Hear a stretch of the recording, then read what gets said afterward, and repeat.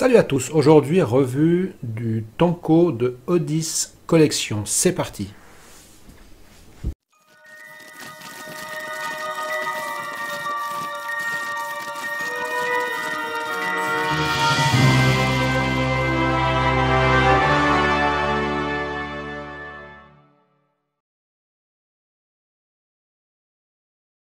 Le Tanko, c'est donc le nouvel atto du modeur canadien Odyss Collection. C'est un atto donc en 24 mm pour une hauteur d'environ 42 mm.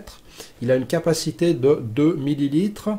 C'est un plateau single coil et il est dispo en deux couleurs. Il y a la version Black Nitride, c'est celle que j'ai. Je vous laisse deviner pourquoi j'ai choisi celle-là.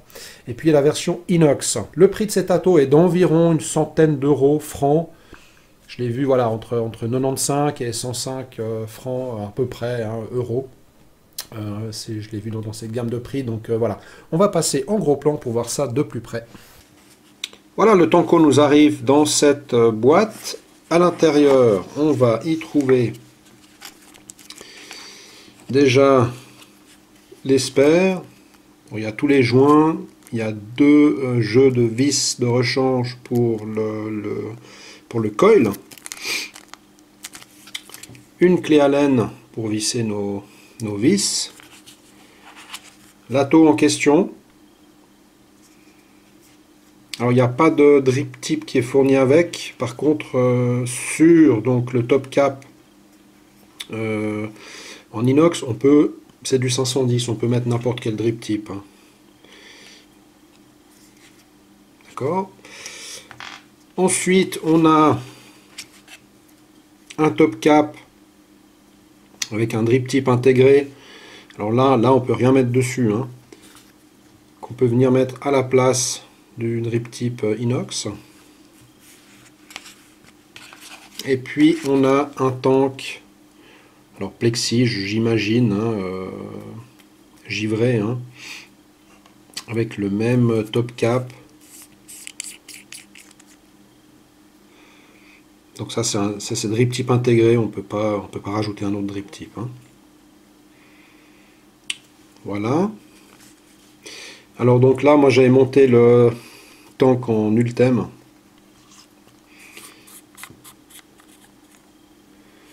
Voilà la pièce top cap inox avec ce revêtement Black Nitride. Ne me demandez pas trop ce que c'est.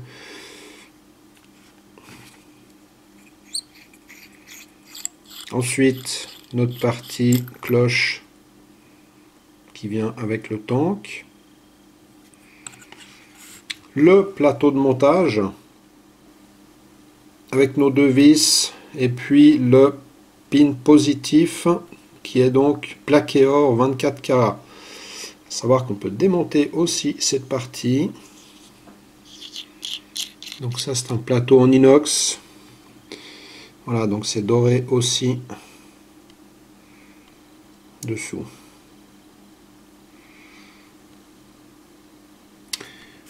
Notre base avec la bague d'airflow réglable. Voilà.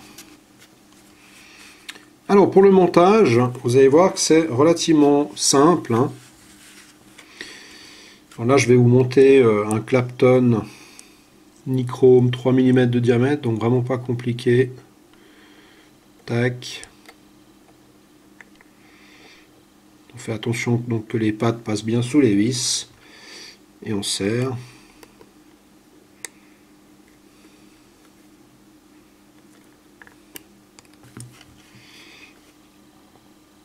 Voilà, on ajuste évidemment comme dans chaque montage le coil au milieu. Au niveau de la hauteur, on peut le laisser comme ça va très bien. Alors attention par contre de bien couper les pattes à ras pour éviter toujours de frotter sur la cloche lorsqu'on le referme. Voilà. Voilà, on s'assure que notre coil rougisse bien de l'intérieur vers l'extérieur. Pour le cotonnage, alors laissez quand même assez de coton, hein. Vous avez vu, c'est des rigoles qui qui sont quand même relativement grandes et profondes, hein. Bien important de venir couvrir cette partie. Alors on évitera d'avoir le coton trop tassé, on le garde un peu écarté comme ça. On passe dedans. Et on vérifie bien que... Pas chercher à le tasser, hein. Faut juste bien s'assurer qu'il remplisse bien toute la rigole, qu'il vienne bien couvrir la partie avant.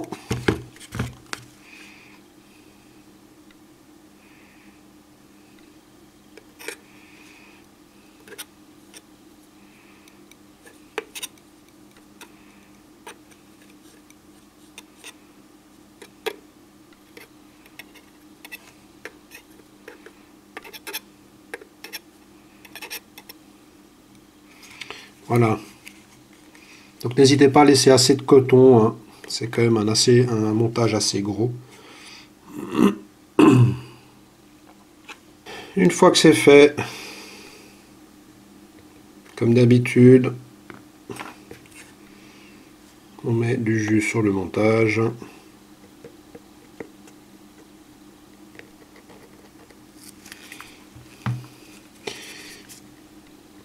Là pour le coup, je teste le cannelé, hein, c'est le liquide gourmand de Oddys Collection. Ensuite, j'ai pas précisé avant, j'ai pas démonté la cloche.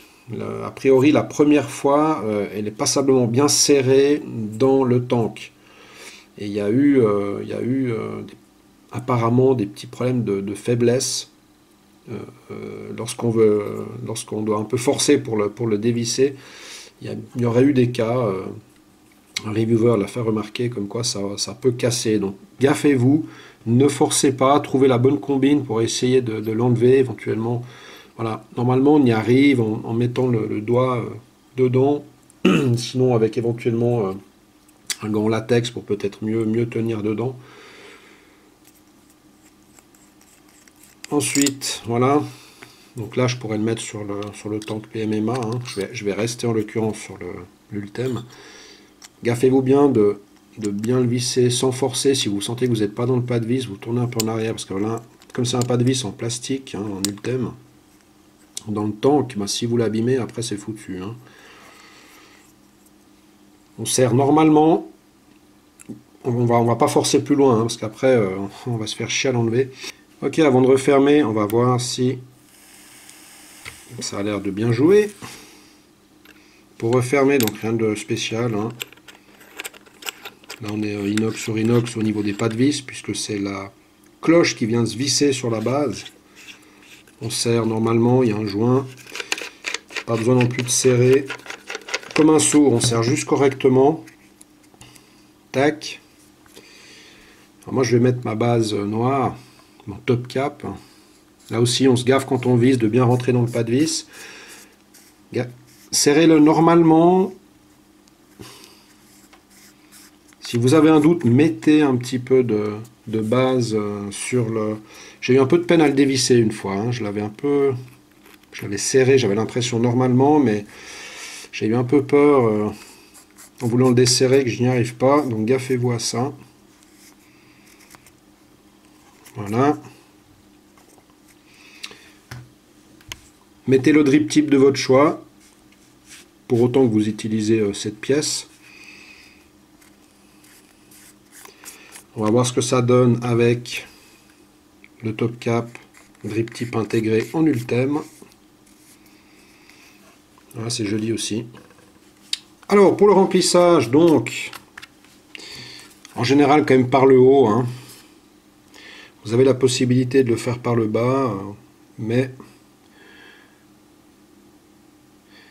je préconise quand même par le haut.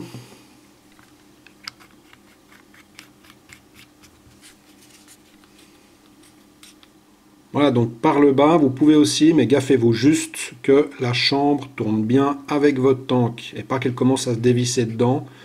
J'ai eu le cas une fois, hein, elle s'est dévissée, mais elle est restée donc sur la base et tout le jus est sorti par là, hein, c'était fabuleux. Voilà.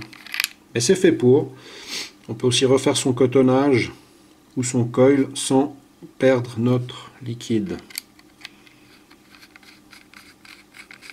Voilà. Tac. Ok, on est prêt. Bon, on va vaper tout ça, repasser en plomb large et voir ce que ça dit.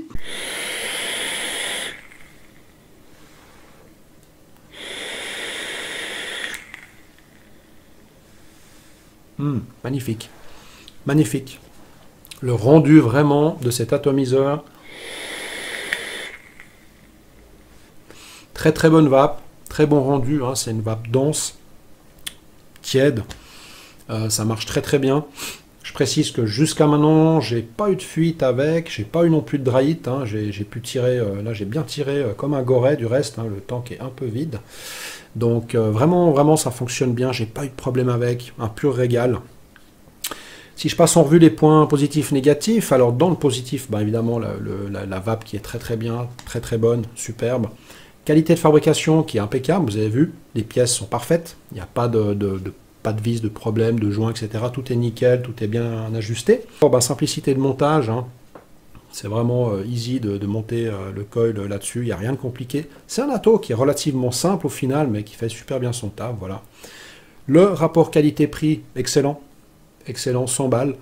On a un truc qui est bien foutu, qui est beau, qui est bien fait, avec une pétée d'options, hein. Vous avez vu, il y a 2 tanks, 2 top cap qui vont avec, plus le top cap inox pour mettre le drip type de son choix. Donc vraiment, vraiment chouette Atto. Dans les points négatifs, pas grand chose, si ce n'est qu'il est un peu bruyant, hein, vous avez entendu. Voilà, bon, ok. C'est pas la mort, mais enfin il fait un petit peu de bruit. Et puis, j'aurais bien aimé une version ou une option, peut-être qu'elle va sortir, parce que techniquement ça me paraît faisable, c'est-à-dire un tank Pyrex, et avec une partie en inox qui viendrait se visser dans la cloche, puisque la cloche elle est elle-même fixée sur la base. Donc peut-être qu'ils vont le faire, ce serait bien. Parce qu'évidemment, bah, les tanks en plastique, si vous utilisez des jus corrosifs, ça va pas être... Ah. Ils apprécient pas forcément. Donc voilà, que du bon. Je le conseille, il n'y a pas de souci, allez-y. Je vous remercie de m'avoir suivi encore une fois. Je vous souhaite une très très bonne vape. Abonnez-vous à ma chaîne si ce n'est pas déjà fait.